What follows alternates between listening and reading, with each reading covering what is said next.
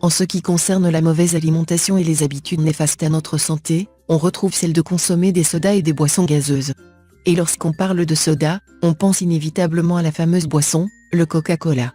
Mais qu'en est-il vraiment de cette boisson gazeuse? Quelle est l'origine de la boisson Coca-Cola? La première boisson faisant l'histoire de Coca-Cola a été inventée par le pharmacien John Pemberton et s'appelait le French Vin Coca. Ce pharmacien et chimiste, ayant participé à la guerre de sécession, s'est lancé dans la création de cette boisson afin de pallier son manque en morphine et en cocaïne, des substances qu'on lui avait prescrites à la suite de blessures lors d'une bataille. Originellement alcoolisée et à base de coca, de noix de cola et de déména, la boisson devient sans alcool après que le maire d'Atlanta ait organisé un référendum concernant l'interdiction de l'alcool dans la ville. Pemberton lance alors une version sans alcool à base de sirop de cola dilué avec de l'eau gazeuse. Le leitmotiv de base de la boisson était ses vertus médicinales au vu de ses ingrédients principaux, les feuilles de coca et la noix de cola. La cocaïne est extraite des feuilles de coca, tandis que la noix de cola possède des propriétés stimulantes et antidépressives. Toutefois, pour équilibrer le goût, l'inventeur a ajouté de l'acide citrique.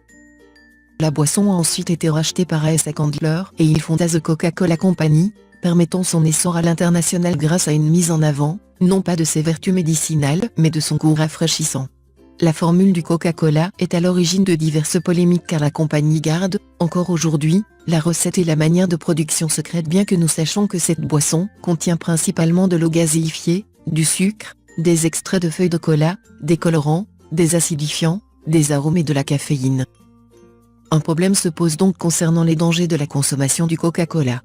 Diverses conséquences néfastes voire mortelles sur la santé ont été découvertes.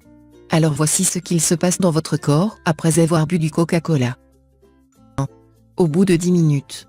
Durant les 10 premières minutes, l'organisme va absorber la totalité du sucre contenu dans le coca, soit environ 7 morceaux de sucre. Par ailleurs, à cause de l'acide phosphorique contenu dans cette boisson, vous ne ressentirez pas le véritable goût sucré. 2. Au bout de 20 minutes.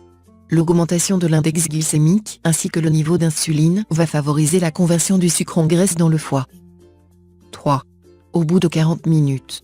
La caféine contenue dans le Coca-Cola va être entièrement absorbée par le corps, ce qui va entraîner une augmentation du flux sanguin et donc une libération de plus de sucre dans le foie. De plus, le cerveau va bloquer les récepteurs de l'adénosine, une hormone à l'origine de la fatigue en fin de journée, ce qui va entraîner l'absence de sensation de fatigue. 4. Au bout de 45 minutes. Une augmentation de la sécrétion de dopamine va apparaître, ayant un effet similaire à l'héroïne. Le coca possède donc un effet addictif à cause de sa concentration en sucre, c'est pourquoi certaines personnes sont dépendantes au Coca-Cola. 5. Au bout de 50 minutes.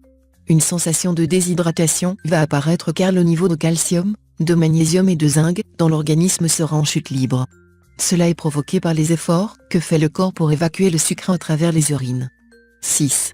Au bout de 60 minutes. Tout d'abord, vous serez en hypoglycémie, c'est-à-dire que vous subirez une baisse du niveau de sucre dans votre organisme et vous vous sentirez fatigué physiquement et mentalement.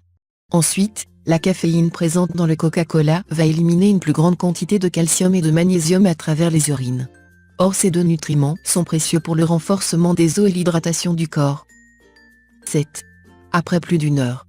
Le sucre ayant été complètement distribué à travers le corps, vous allez ressentir une sensation de fatigue, des troubles de l'humeur et une certaine irritabilité car l'ensemble des nutriments essentiels au bon fonctionnement de l'organisme auront été éliminés, augmentant alors le risque de diabète.